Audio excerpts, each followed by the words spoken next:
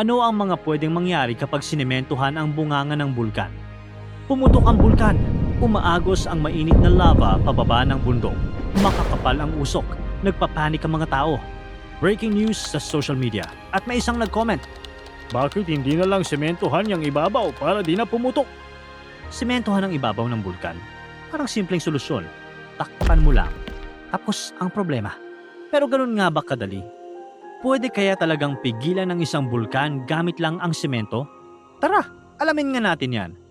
Paminsan-minsan, ang mga bulkan o halimbawa na lang ang Mayon Volcano sa Albay ay naglalabas ng lava sa mga tinatawag na effusive eruption.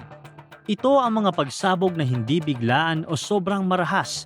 Sa ganitong sitwasyon, dahan-dahang umaagos ang lava mula sa bunganga ng bulkan pababa sa mga dalisdis ng bundok.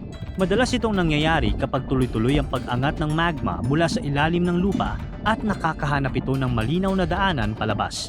Sa ganitong mild na aktibidad, may makikitang pagdaloy ng lava, pagbuga ng abo, at minsan ay pag-ulan ng maliliit na bato sa paligid ng crater. Oo, mahina pero delikado pa rin ito, lalo na sa mga komunidad na nasa danger zone. Pero kadalasan ay may sapat na oras sa mga otoridad para mag-evacuate ng mga tao dahil hindi ito instant na pagsabog. Ang mas malala at mapanganib na klase ng pagsabog ay tinatawag na explosive eruption. Dito, naiipon ang pressure sa loob ng bulkan dahil sa makapal at malapot na magma na humaharang sa daanan ng gas. Kapag hindi na kinaya ng pressure, bigla itong sasabog. Sa ganitong uri ng pagsabog, maaaring mangyari ang pyroclastic density currents, ang napakainit at napakabilis na ulap ng abo, bato at gas na kayang umabot ng daan-daang kilometro kada oras. Ito ang isa sa pinakadelikado dahil kaya nitong sunugin at tabunan ang kahit anong madaanan nito. Magkakaroon din ng malakas na ashfall, ang makapal na pagbagsak ng abo na maaaring magpabigat at magpabagsak ng bubong at magdulot ng seryosong problema sa paghinga. At meron ding lahar, rumaragas ang putik ng pinaghalong abo at tubig ulan na kadalasang nabubuo kapag umulan o may bagyo matapos ang pagsabog. At kayang tangayin ang bahay, kalsada at tulay sa dinadaanan nito. Hindi eksaktong napepredict ang petsa at oras ng pagsabog, pero hindi rin ito basta biglaan ng walang babala.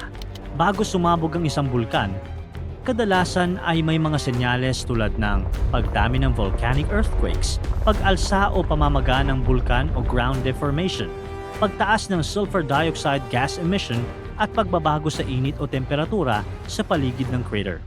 Ngayon, kahit medyo nakakatawang pakinggan, pwede nga bang gawing solusyon ng pagsemento sa bulkan?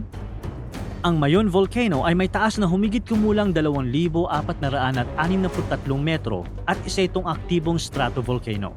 Ang bunganga nito ay tinatayang may lapad humigit kumulang 200 metro. Isipin natin na tatakpan natin ito ng konkreto na may kapal na 10 metro para itong paglalagay ng makapal na takip sa isang napakalaking bilog na butas. Ngayon, kakailanganin ng napakalaking dami ng concrete, mga 314,000 cubic meters. Sa karaniwang paggawa ng concrete, ang bawat isang cubic meter ay gumagamit humigit kumulang 7 hanggang 8 sako ng 40 kilos ng semento. Lalabas na kailangan ng humigit kumulang 2.3 milyong sako ng semento. Ang isang 40 kilong sako ng semento ay karaniwang nagkakahalaga ng 180 pesos hanggang 300 pesos. Kung ipagpalagay natin na 220 pesos bawat sako kapag maramihan ang bili, aabot sa halos 506 million pesos ang gastos sa semento pa lang. Pero syempre, ang semento ay bahagi lamang ng concrete. Kailangan pa ng buhangin, graba, tubig, bakal para sa suporta, renta o pagbili ng mabibigat na makina, helicopter o espesyal na transportasyon papunta sa taas ng bundok, pati sahod ng mga engineer at construction workers. Sa malalaking proyekto, ang semento ay kadalasang bumubuo lang ng halos 25% hanggang 35% ng kabuuang halaga ng concrete structure, depende sa design at logistics. Kung isasama ang lahat ng iyon, ang kabuuang gastos ay maaaring umabot o lumampas sa 1.5 billion pesos hanggang 2 billion pesos. Lalo na dahil sa hirap ng lokasyon at dami ng materyales na kailangang iakyat. At ito ay pagtatakip pa lang sa ibabaw ng bunganga. hindi pa kasama ang mas malalim na parte sa loob ng bulkan. Pero isipin nyo, maliit lamang ito kumpara sa kabuuang halaga ng mga flood control project sa Pilipinas na umabot sa humigit kumulang 545 billion pesos. Kaya mas maigi kaya na pinasimentohan na lang ang bulkan kaysa sa flood control? Kung tatakpan natin ang bunganga ng bulkan ng makapal na semento o konkretong takip, unang-una, hindi nito mapipigilan o mahaharang ang magma na umaangat mula sa ilalim ng lupa. Ang magma ay may napakataas na pressure at temperatura na maaaring umabot ng humigit kumulang 700 degrees Celsius hanggang higit 1,200 degrees Celsius, depende sa uri ng magma. Dahil dito, kung ito ay pipilitin nating takpan sa ibabaw, hindi nito susundin o rerespetuhin ang pader na concrete.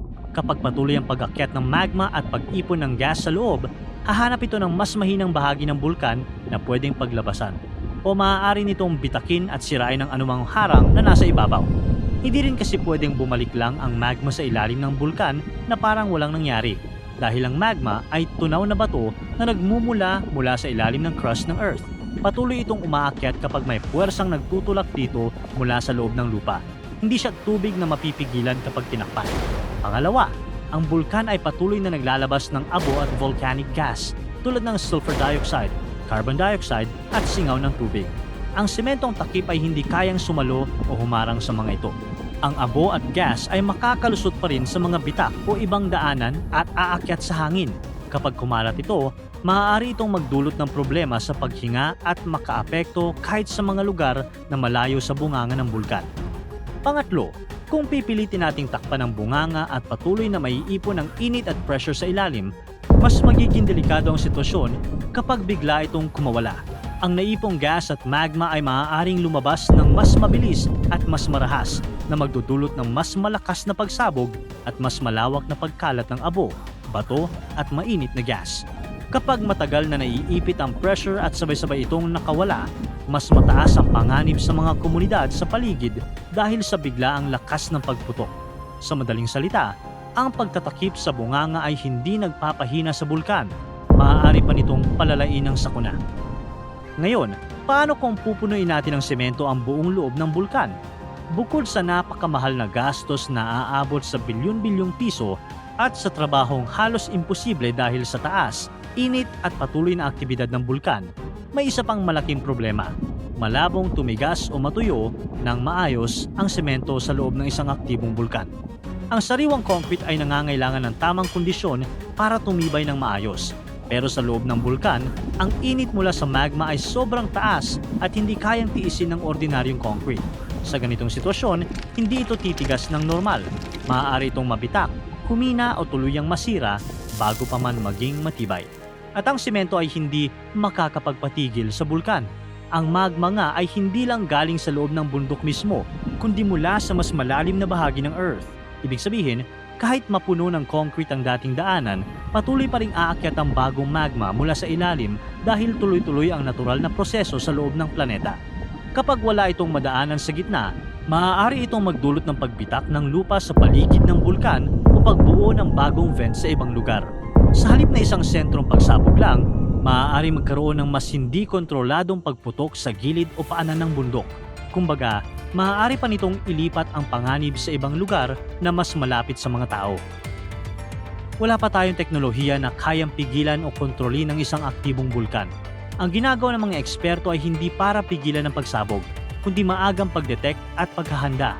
Minomonitor ng mga volcanologist ang lindol sa paligid ng bulkan, pagtaas ng lupa at paglabas ng volcanic gas para malaman kung may paparating na pagsabog. Kapag may senyales ng pagtaas ng aktibidad, agad na nagtataas ng alert level at naglalabas ng babala para makapag-evacuate ang mga tao.